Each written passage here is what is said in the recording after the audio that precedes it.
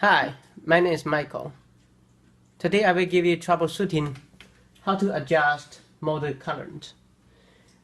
If the motor current is not big enough, you will have troubles on layer shifts or some other problems.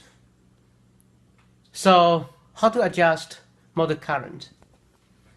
We have to prepare this motor. We have to check if why motor current is not big enough. You have to connect this screw.